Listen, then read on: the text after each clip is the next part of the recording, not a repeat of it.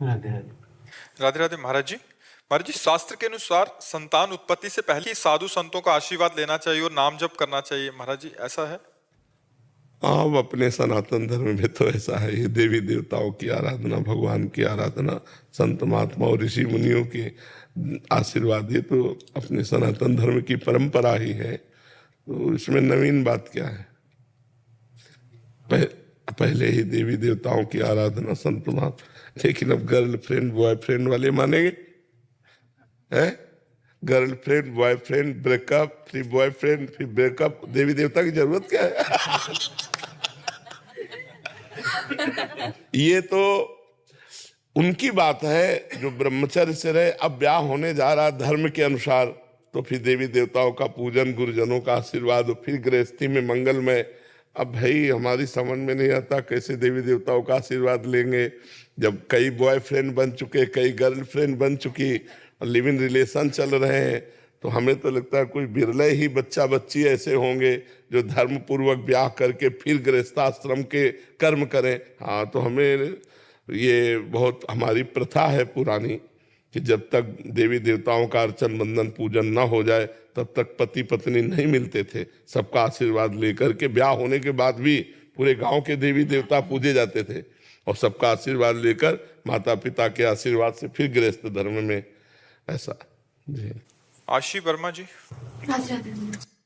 राधे राधे महाराज जी। महाराज जी, हमारे समाज में कई प्रकार की मान्यताएं एवं परंपराएं चली आ रही हैं। जैसे जैसे बिल्ली रास्ता काट गई, अरे मंदिर में घर इस दिशा में रखना है, घर इस दिशा में रखो, दक्षिण। चाहे जिस दिशा में रखो, भजन नहीं करोगे तो उस घर में भूत ही रहेंगे। और जिस दिशा में बुरा माना जाता है उस दिशा में बना लो, नाम कीर्तन करो। अगर मंगल न हो जाए तो मुझे बताना, नाम कीर्तन करो, उस घर में भगवान विराजमान कर लो। अगर मंगल न हो जाए तो कहना। और बिल्ली रास्ता काट गई तो क्या उसमें कुछ बिगड़? हाँ, बिल्ली तो बिल्ली, कोई बबर शेर हो तो ये भी है कि रास्ता काट के खड़ा है, काट खाएगा।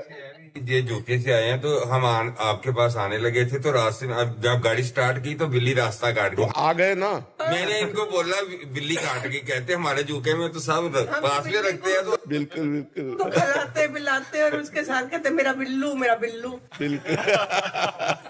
उसके साथ ना प्यार करो तो वो गुस्से हो जाती मेरी बेटी। हाँ, तो ये आप मत सोचो कि बिल्ली रास्ता काट गई या किसी ने छींक दिया। नहीं, अब वो गाड़ी में बैठे नहीं जा, उसने छींक दिया, उसको जुकाम है, छींक हो गई, अब वो बेचारा खड़ा है कि यार छींक हो गई, अमंगल हो गया, ऐसा कुछ नहीं। जब ऐसा लगे ना तो भगवान का नाम स्मरण करो, मंगल भवन अमंगल हारी, परम मंगल होगा, मंगल हो नहीं। देखो बिल्ली रास्ता काट गई, कोई नुकसान तो नहीं हो, बेचारी उतनी सामर्थ्य का नुकसान कर दे बिल्ली। बेचारी उतनी सामर्थ्य का नुकसान कर दे बिल्ली। कपिल जी बीकानेर से। श्री हरिवंश। श्री हरिवंश महाराज जी। महाराज जी, मन क्या है, बुद्धि क्या है, चित्त क्या है, किसे कहते हैं? इस शरीर में जीवात्मा और परमात्मा दोनों का वास है, तो क्या बुद्धि, मन, इंद्रियां ये सब शरीर के आंतरिक अंग हैं? 3 शरीर हैं, जैसे कोट, शर्ट, बनियान। आप जब कभी बाबूजी बनकर कहीं जाएंगे तो यही होता है ना, एक बनियान, एक शर्ट और एक कोट, 3 वर्दी। तो जीवात्मा की 3 वर्दी है, स्थूल शरीर कोट, सूक्ष्म शरीर शर्ट, कारण शरीर बनियान। तीनों उसकी पोशाक हैं। अब स्थूल शरीर को आप अपना माने हुए हैं, ये जो आप ढांचा देख रहे हैं पंचभूतों का बना, इसे स्थूल शरीर कहते हैं। मन जो संकल्प विकल्प करता है, बुद्धि जो निश्चय करती है, हाँ ठीक है ये कर लिया जाए, नहीं ये नहीं करना चाहिए, ये निश्चय जो करती है वो बुद्धि होती है। और संकल्प विकल्प जो करता है, ललचाता जो है, जो नकारता है, वो मन होता है। और जो उसका चिंतन करता है उसे चित्त कहते हैं, और जो स्वीकार करता है उसे अहंकार कहते हैं। और जो स्वभाव होता है, रजोगुणी स्वभाव, सत्वगुणी, बहुत बुरे स्वभाव का आदमी है, स्वभाव को कारण शरीर कहते हैं।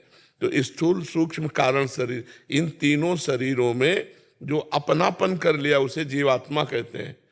और जो जीवात्मा जिसका अंश है उसे परमात्मा कहते हैं। परमात्मा और जीवात्मा में इतना भेद है, जैसे हम बैठे हुए और शीशा रखा हुआ है, तो जो शीशे में दिखा रहा है वो जीवात्मा मान लो, और जो हम बैठे हुए परमात्मा। अगर शीशा हटा दो तो बचा कौन? केवल परमात्मा बचा ना, तो अंतःकरण शरीर से ममता हटा लो तो तुम वही हो। जानत तुम्हें तुम्हें हो जाई, सोई जाने जे देह जनाई, और जानत तुम्हें तुम्हें, वो परमात्मा स्वरूप हो जाता है बच्चा। बात समझ पा रहे हो? खूब नाम जप करो तब मजा आएगा। परमार्थ का जो आनंद है वो नाम जप से आता है। जितना अधिक नाम जप करो, कुछ ना करो, केवल नाम जप करो, सब ठीक हो जाएगा, सब समझ जाएगा, सब समझ जाओगे क्या जीवात्मा है क्या परमात्मा, सब ज्ञान आ जाएगा। पर नाम जप करते रहो, असत आचरण मत करो। पाप आचरण करोगे, नाम जप करोगे तो समझ में नहीं आएगा, क्योंकि अब जैसे पोछा लगा और फिर धूल फेंक दिया तो फिर वो आनंद नहीं आएगा। जी। प्रशांत अग्रवाल जी, यूएसए से। राधे राधे। राधे राधे महाराज जी। महाराज जी, सेवा और साधना में प्राथमिकता किसको देनी चाहिए? सेवा और सेवा ही तो साधना है। भगवान की सेवा, अपनी सेवा, समाज की सेवा, इसी को तो साधना किसे कहते हैं? भगवान का नाम लेना, तो नाम जप करते हुए ठाकुर सेवा करना, समाज सेवा करना कोई अलग थोड़ी।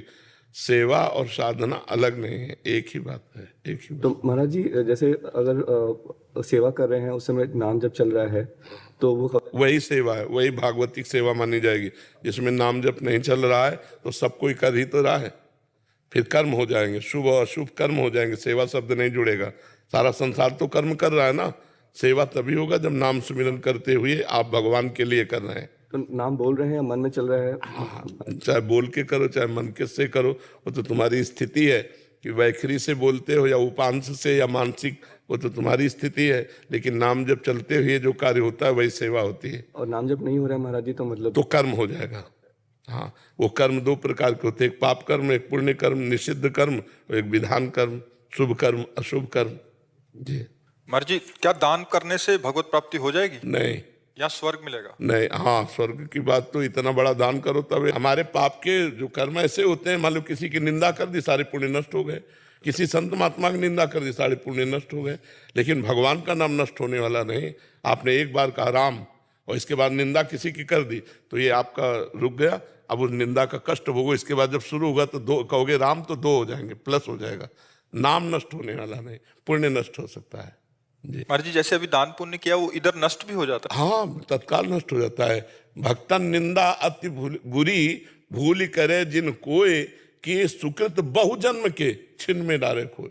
साधु अवज्ञा तुरंत भवानी, कर कल्याण अखिल कहानी। अखिल कल्याण प्रदान करने वाले शुभ कर्मों का तुरंत नाश हो जाता है जब किसी संत भक्त की अवहेलना, अनादर, निंदा हो जाती है। महाराज जी, आजकल तो खुलेआम हो रहा है महाराज जी ये सब। हाँ, तो इसीलिए कौन सुकृतिवान है, कौन उन्नति को प्राप्त हो रहा है, कौन उन्नति को प्राप्त हो रहा है? पुण्यों का कोई खास महत्व नहीं है। नेहा जी, हरियाणा से। राधा वल्लभ श्री हरिवंश। श्री हरिवंश महाराज जी। महाराज जी, मैं अति आभारी हूँ। महाराज जी, मेरा प्रश्न है कि कुंडली में लिखा होता है देवगण, राक्षसगण, क्या जो राक्षसगण का व्यक्ति होता है उसे पूर्व जन्म में बहुत पाप होते हैं कि इस जन्म में तभी इतने दुख होते हैं, और आपकी कृपा से नाम जप से वो अब भोगने आसान हो गए हैं, परंतु समझ नहीं आता कि ऐसा क्यों होता है कि 2 दिन इतना अच्छा से नाम जप चलता है महाराज जी, फिर बाद में इसका उस राक्षसगण और देवगण से कोई मतलब नहीं। नाम जप से ये रजोगुण, सतोगुण, तमोगुण जो 3 गुण है ना, इनका चक्र चलता रहता है। जैसे सतोगुण आया तो बढ़िया भजन चलेगा, रजोगुण आया तो विषय भोगों की प्रवृत्ति, नाना प्रकार की मान प्रतिष्ठा, कीर्ति, ईर्ष्या, ये सब आएगा, और तमोगुण आया तो क्रोध, हिंसा, प्रमाद, आलस्य, ये चीजें आएंगी। तो ये तीनों गुणों का चक्र चलता रहता है हृदय में। अब हमको क्या करना, सतोगुण बढ़ाना है तो हम सात्विक भोजन, सात्विक जल, सात्विक वातावरण, सात्विक चिंतन, तो हमारा सतोगुण लंबे समय तक बढ़ेगा। घंटा, 2 घंटा, 4 घंटा, 6 घंटा, 8 घंटा। और फिर अगर हमारा सतोगुण बढ़ता चला गया तो महीना भर सतोगुण ही बना रहा, फिर जीवन भर सतोगुण बना रहा। सतोगुण से हम त्रिगुणातीत होते हैं। पहले रजोगुण, तमोगुण का नाश हो तो हम नाम जप करते रहे, मन न लगे तो भी, विषय भोगों की इच्छा हो तो भी, हिंसात्मक प्रवृत्ति आवे तो भी, उस समय समझो कि तमोगुण आ गया। अब हमको और डट के भजन करना है कि उसका प्रभाव ना पड़ पावे। रजोगुण आ गया, हमें और डट के भजन करना है कि रजोगुण का प्रभाव न हो। और जब सतोगुण आएगा तो ये सोचना ही नहीं पड़ेगा कि मुझे भजन करना है, अपने आप भजन में मन लगेगा।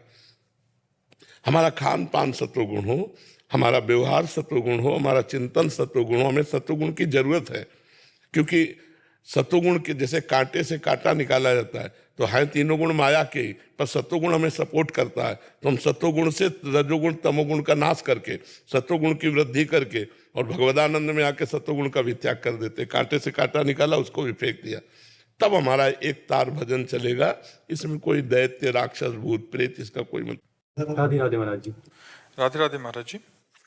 महाराज जी, मैं पिछले 1.5 वर्ष से YouTube, Instagram के माध्यम से आपका सत्संग सुन रहा हूँ और आपके बताए हुए मार्ग पर चलने का पूर्ण प्रयास भी कर रहा हूँ। महाराज जी, मैं डॉक्टरी की पढ़ाई कर रहा हूँ। हम अस्पताल में देखते हैं कि ऑपरेशन के दौरान कई बार अनजाने में डॉक्टर से हुई गलती के कारण मरीज की जान चली जाती है। ऐसे में हमारे लिए बड़ा धर्म संकट तब खड़ा होता है कि हम ना तो मरीज के रिश्तेदारों को मृत्यु का सही कारण बता सकते हैं और हमें खुद भी मरीज की जान जाने की बड़ी गलानी महसूस होती है। ऐसे में महाराज जी, एक डॉक्टर के रूप में हमारा क्या कर्तव्य होना चाहिए और क्या ये हमारे पाप कर्मों में गिना जाएगा और हमें उसे भोगना पड़ेगा? यदि हाँ, तो इस पाप से मुक्ति कैसे मिलेगी? हाँ, पाप कर्म माना जाएगा, क्योंकि आप के ऊपर पूरी जिम्मेवारी उस जीव की है। लिख देते ना, मृत्यु तक के साइन हो जाते हैं कि हम अपराधी नहीं माने जाएंगे, तब उसने अपने प्राण समर्पित कर दिए। अब आप अपनी अयोग्यता के कारण यदि उसके प्राण जाते हैं तो आप अपराधी हैं। आपने अपनी योग्यता के अनुसार पूरा फाइनल ठीक ऑपरेशन किया, अब वो नहीं बचता है, वो उसका प्रारब्ध है। लेकिन आपकी अयोग्यता के कारण यदि प्राण जाते हैं तो आप अपराधी हैं और आपको पाप का दंड भोगना पड़ेगा। वो हत्या आपकी मानी जाएगी कि आपने हत्या की, क्योंकि आप डॉक्टर हैं। यदि आप उस विषय में परफेक्ट नहीं हैं तो आप केस मत लीजिए, मरीज मत लीजिए। अगर परफेक्ट है और फिर इसके बाद होता है तो भगवान साक्षी है कि आपने कसर नहीं रखा। आपको जितना ज्ञान है उतना आपने डॉक्टरी की, इसके बाद नहीं बचा तो आपका कोई दोष उसमें नहीं है। अब इसके लिए आपको परफेक्ट ज्ञान प्राप्त करना चाहिए। जिस विषय में लगे, हमें लगता है सर्वांग डॉक्टर तो होते नहीं हैं, एक ही अंग का कोई विशेषज्ञ होता है, तो हमें लगता है फिर उसमें कच्चाई नहीं रखनी चाहिए। मनोयोग के द्वारा उसमें प्रवीणता प्राप्त करनी चाहिए, और जब तक प्रवीणता ना प्राप्त हो तब तक किसी बड़े डॉक्टर का असिस्टेंट बन करके हमको प्रवीणता प्राप्त करनी ही चाहिए, तब हम केस लें।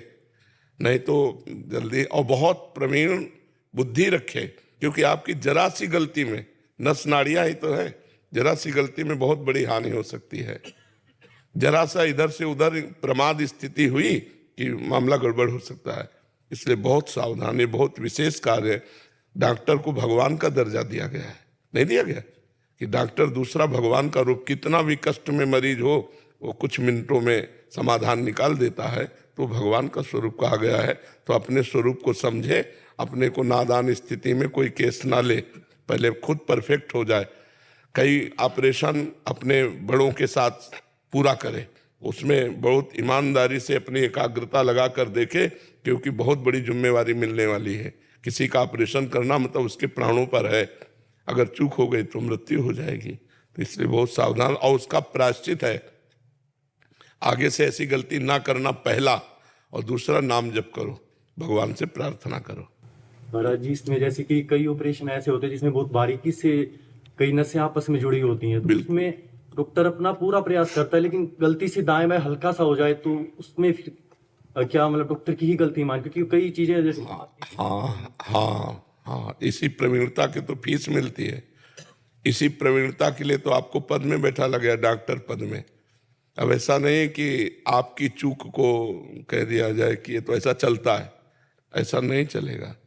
बाहरी थप्पड़ से कोई हानि नहीं होती, लेकिन अंदर की जरा सी भी नस नाड़े, मान लो दिल का ऑपरेशन हो रहा है, जरा सी नस नाड़े, तो इसी बात का तो आपको मतलब योग्यता, पद, रुपया सब इसी बात का तो मिलता है। आपने बोला 50,000 तो 50,000 देगा बेचारा, चाहे जहाँ से ला के दे, इसी योग्यता के तो दे रहा है। प्रमाद स्थिति नहीं होनी चाहिए, इसमें नहीं होनी चाहिए। पर यह जरूर है कि डॉक्टर ने अपना पूरा प्रयास सही किया और फिर मरीज नहीं बचता तो उसका भाग्य भी तो है, उसका प्रारब्ध भी तो है, तो उसको भोगना पड़ेगा। फिर उसे डॉक्टर के ऊपर दोष ना दे, क्योंकि उसने पूरा प्रयास किया। लेकिन अगर किसी डॉक्टर को लगता है कि मेरे प्रमाद से, मेरी छोटी सी गलती से, तो सुधार कर लेना चाहिए, आगे मरीज में ना हो, और जो पीछे हुआ उसे भगवान से प्रार्थना करके क्षमा करवा लेना।